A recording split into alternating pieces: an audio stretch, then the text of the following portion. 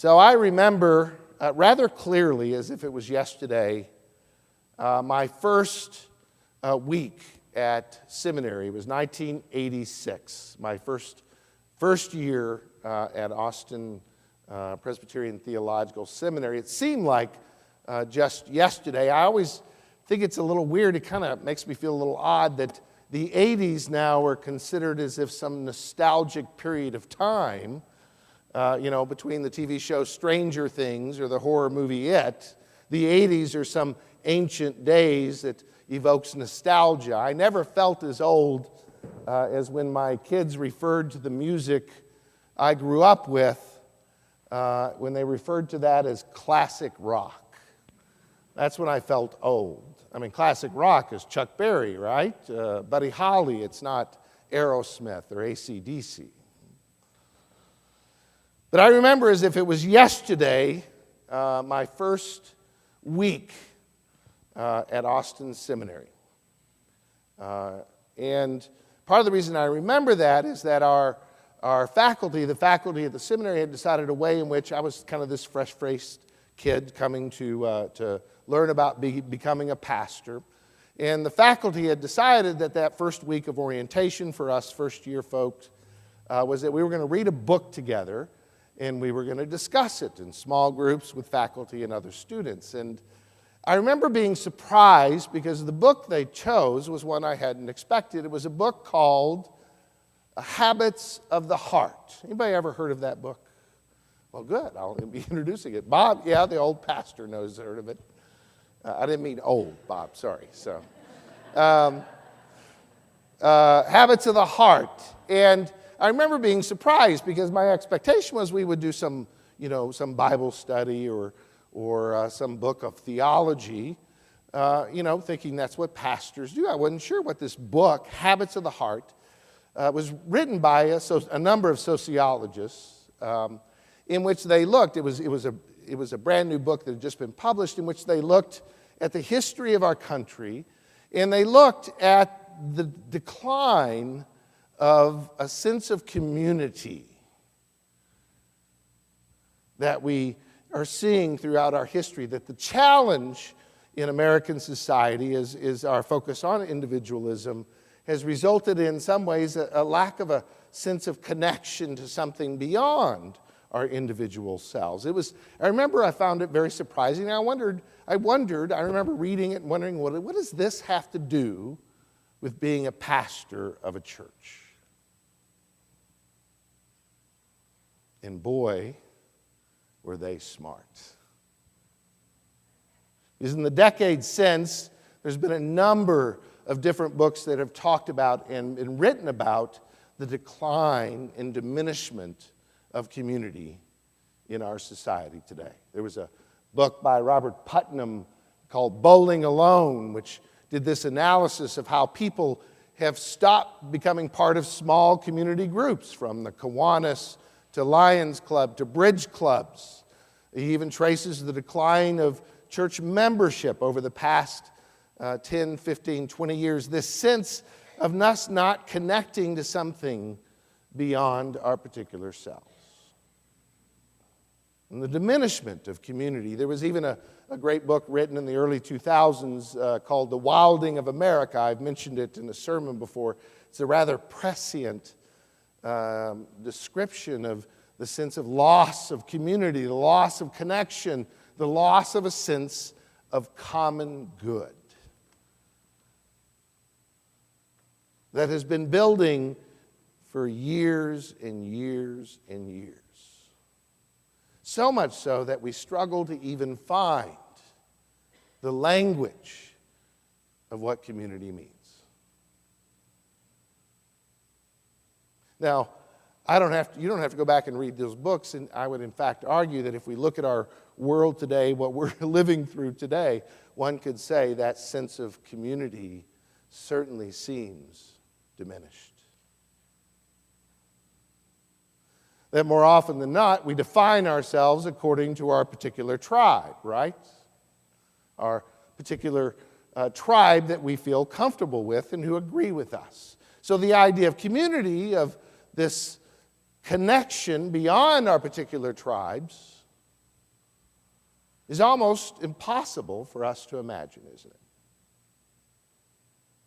In fact, I would argue in many ways that at the heart of our dysfunction as a society, as a culture, at the heart of our struggle is this sense, this loss of something bigger than ourselves, a belonging to something bigger than ourselves.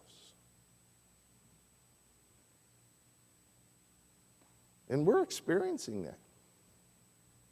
We're at a real loss and fear about what it means to be the community. And you know, what's interesting is the church, which should be this space and place in the world where people of different tribes could connect. It should be here, shouldn't it?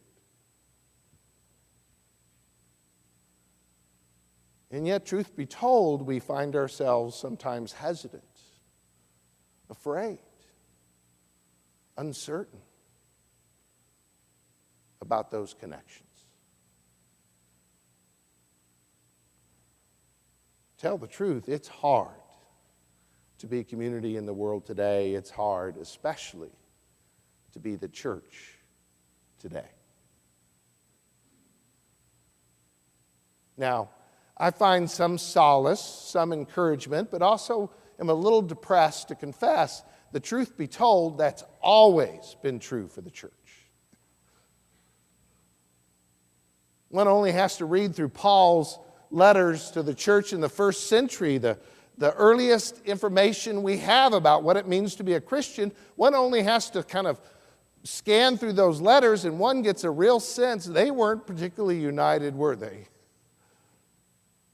They were incredibly divided along different tribes. They had the Jews and Gentiles, the Greeks and Romans. There was arguments between all these different tribes trying to connect into something new, something that transcended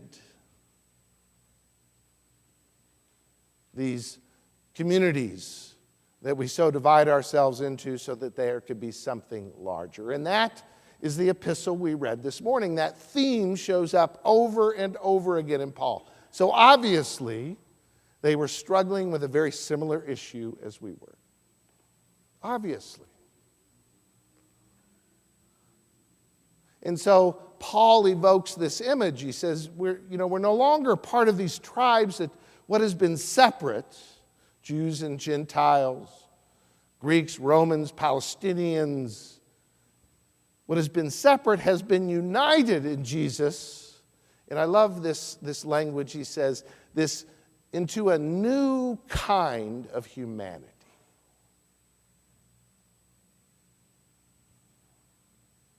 That at the heart of being the church is this vision of a new kind of way of being human together.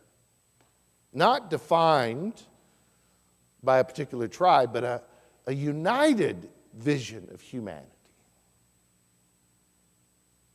It's a rather bold vision. That Jesus unites us in this way, that we're no longer ever going to be strangers and aliens to each other, but we're united as one new humanity to be this dwelling place for God. It's an amazing image he paints for the early church, and it's an amazing, if not challenging image he paints for us today.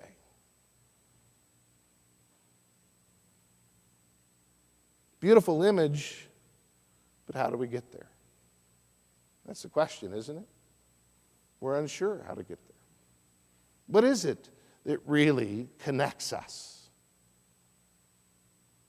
Beyond shared ideas and beyond shared beliefs or beyond shared politics, really, what is it that connects us? And I could say something kind of Pollyannish and say it's love. Right? But that doesn't really capture what is at the heart of how Paul and how Jesus connects us all. And the clue for me was from our reading from the Gospel of Mark. And there was a line, I don't know if you remember this, there was a line in it, and the disciples and Jesus are kind of, it's obvious, are feeling overwhelmed. There's this huge need, right? People are hungry for what they're giving them, both physically and spiritually.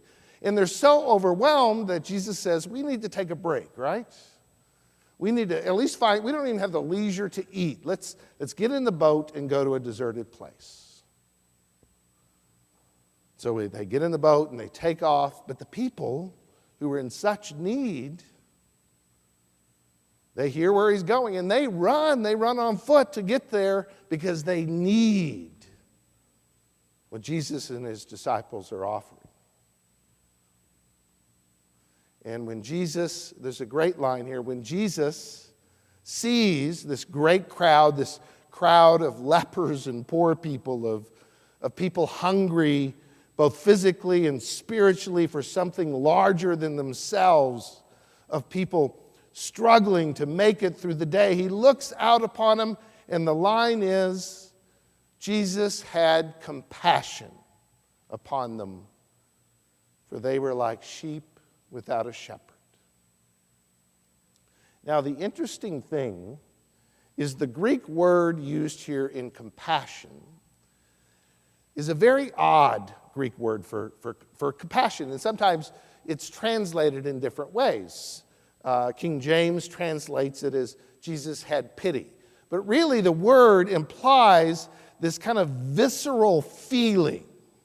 And the word actually, when literally kind of spelled out or alliterated, is this sense of one's stomach being turned over. And in a way, what's being said there is Jesus felt so deeply seeing the pain of these people that it tore his guts out. It tore his guts out. Think about that. The incarnation of God, so passionately compassionate for the pain of the people in the world, it tore his guts out.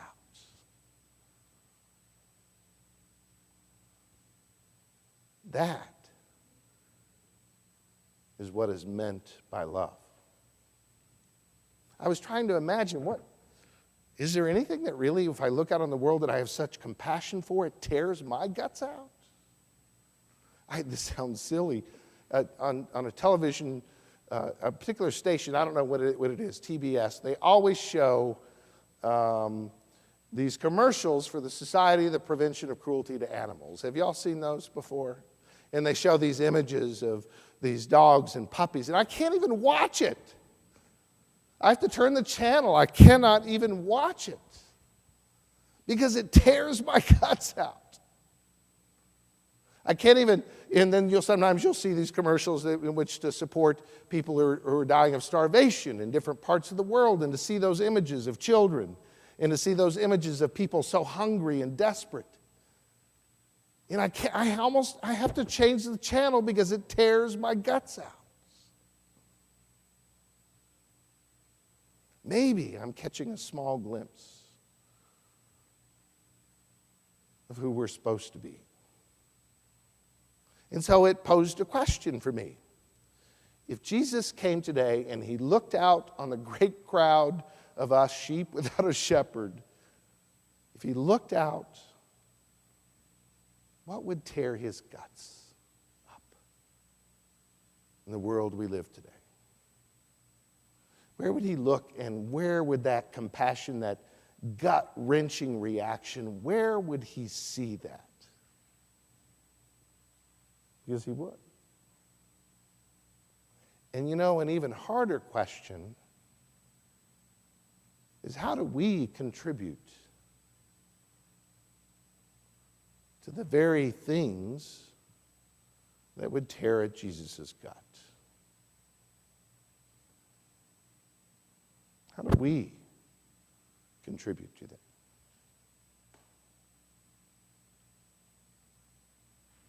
Because we do. And the truth is, the grace, the love that binds us together in a community is a community that has such compassion for each other. beyond our tribes, beyond our agendas, such compassion for each other and the people around us. That is supposed to be what unites us. William Sloane Coffin, great preacher and the Presbyterian minister who served in New York City at Yale and New York City at Riverside Church in New York City, a very prophetic voice, very powerful voice. He was very involved in the difficult and dividing times of the 60s. Vietnam War and civil rights and some of the challenges both the church wrestled with and both the society in general about the communities that we were very divided. And he would remind, he would remind his congregation, and he preached this once, he said, remember, we are called to love good and hate evil. Love good and hate evil. But he said this, but if we hate evil more than we love the good, if we hate evil more than we love the good, we become damn good haters. However deep, he says, our anger, like that of Christ, must always and only measure our love for each other. So our call is to go out in the world and love good and pursue the good and honorable things and to have such compassion for each other and for this world and for the people in it that it tears our guts out. And your challenge is when you go tomorrow to work or go to school or whatever you do, go some part in the community, if there's someone you can't really talk to because you know, well, I just don't know if we can talk because we are such different tribes, to really remember to love the good more than hate the evil. To God be the glory this day and forevermore. Amen.